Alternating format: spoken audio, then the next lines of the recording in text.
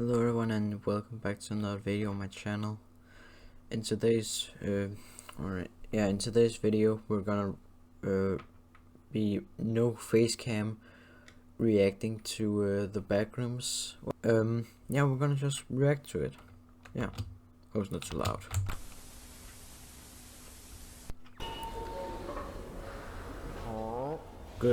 Good animation's gotten better. That's definitely the future.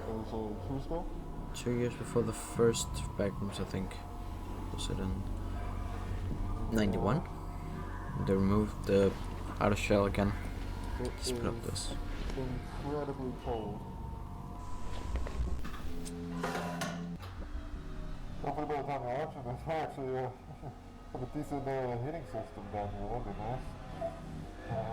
Die of hypothermia.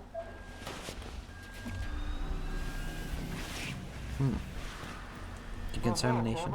Police just dropped through in the bin right there. Make sure to get the red one, alright? Because the green one reads. 10-4.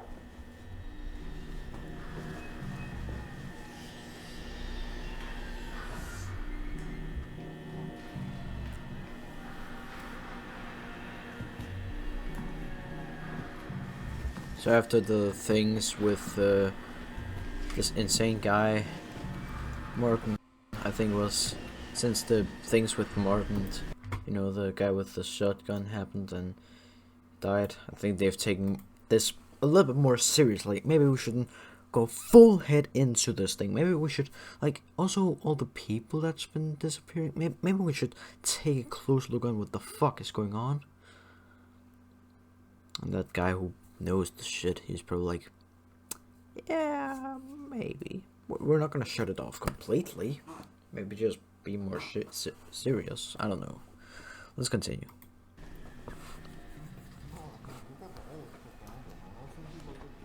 Okay, so they're gonna take a look at the light.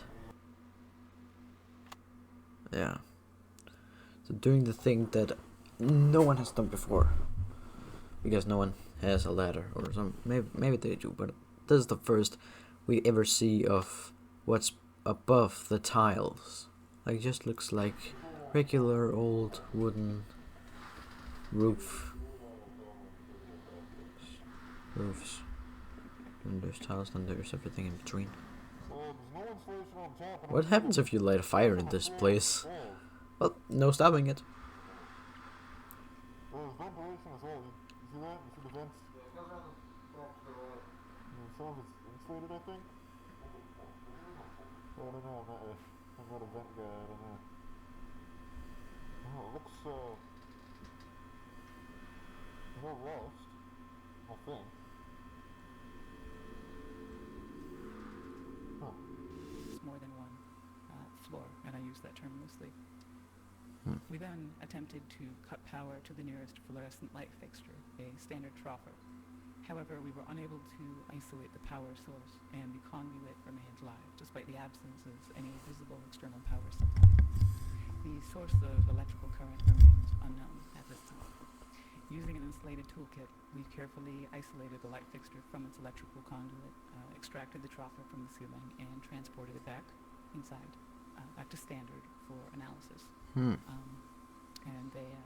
a 0.5 meter sample of conduit was also taken with all exposed wires. Just to say, I have so little clue of what's going on. Like, I know what they're doing, but I have very little knowledge of what they mean. Like, what all these things are. I'm trying to understand, but I can't really understand, and I don't have too much knowledge. Safely secured afterwards in the ceiling. So the ceiling tile extracted measures 1.27 meters by 1.14 meters, which is certainly not standard. No. But it's composed primarily of mineral fiber. It seems normal. Now this was the part that I missed last time because I was talking to someone, so I can't really remember this part. So this part's new for me. A sufficient texture with mild tegular edges. So after initial analysis, the composition of the tile estimated is around 60% mineral wool, which is fibers of amorphous silicate, usually derived from, I think it's basalt or slag, around 20% expanded perlite, which is primarily of silicon dioxide and aluminium oxide, and the rest is a undefined mixture of silicate material, some starch, latex polymers, and some organic fibers derived from plant materials, recycled cellulose, really. But the light troffer housing is made of galvanized steel coated with a thin layer of zinc. Inside, the fluorescent bulbs are non-standard in proportion, most closely resembling T12 bulbs. So the 4 bulbs measure 1.2 meters in length with a diameter of 38.1 millimeters. We're extrapolating here at 51, but that bulb and lasers and the rest contain the following components: phosphor coating, calcium halophosphate. So this is actually quite interesting. Like, what I understand so far and what I've understood from the last one, I'm not going to spoil anything, but it sounds like that this thing, it's a lamp, but this lamp from the Backrooms have materials and dates and shipped from the real world, but it's in the Backrooms. Interesting. Fascinating. Maybe film theory is right. Maybe this is actually just the outsides of the real world. But I don't want to say that. That's just gonna give me trauma. Just not gonna make me feel good. Anyways, let's continue again. For converting ultraviolet light to visible light, mercury vapor in a small quantity, which facilitates the ultraviolet light emission. Argon gas, and again, this is all standard for these fluorescent bulbs. But that's an inert gas that assists with regulating the current and really starting the bulbs. And they are connected via a G13 base, which is a standard 2-pin base with 13 millimeter spacing for electrical connection. So the wiring connected to the fixture is PVC insulated copper, which appears standard again. The prismatic diffuser over the bulbs is made of polymethyl methacrylate, which is again commonly used for its light diffusion properties. I mean, it's what we have in the building here, very standard. But we also inspected the ballast, which is of the electromagnetic type. There's some variation in how they're being manufactured now. This one contains a laminated steel core and copper windings designed to operate at 60 hertz. So the ballast emits a prominent 120 hertz hum. This seems to be the case for the majority, if not all, of the lights in the complex that we've assessed thus far, mostly just through simple curing. But this is due to magnetostriction and core vibration. But the noise may be exacerbated by loose lamination plates or degradation of the insulating potting material over time. So it's definitely an indication that this has been running for a little bit. I mean, despite its age, the ballast is functional. Its large proportions suggest it was built for a non-standard space, not something you find in the majority of offices or most commercial spaces, though that's not something I'm too familiar with, truthfully. Now, we did find, so material compositions all seem, or we don't know what to expect here. They seem, everything we've looked at so far, again, this is rudimentary early testing, but everything seems pretty congruent with what you might expect from one of the troffer lights you could pull out of the ceiling in this building right here. So nothing too strange, but that maybe makes things seem stranger. Because we look at these lights and let me see.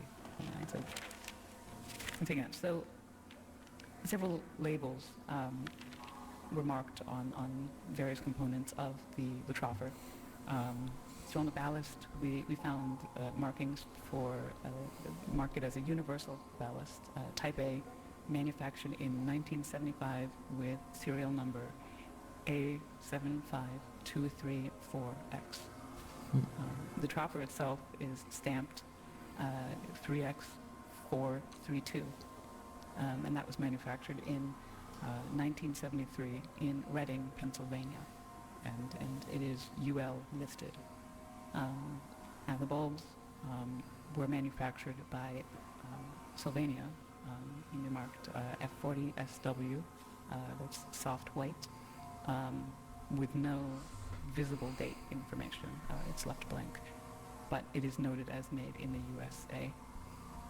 So, I mean, though outdated in design, the fixture appears fully functional. The stable operation of all light fixtures in the subdivision points to a continuous, potentially autonomous power source, which still remains unidentified. We're doing what we can. The materials used are durable with minimal visible wear, suggesting they were built for long-term, possibly indefinite use. So this concludes the initial findings. Further investigation is necessary to determine the source of the power. So that was interesting. So it just was like, I think something else is going on with those lights, the way the camera was acting. Like, was just zooming creepily in on all the lights. Yeah, I don't know. But, yeah. Thank you for watching and bye.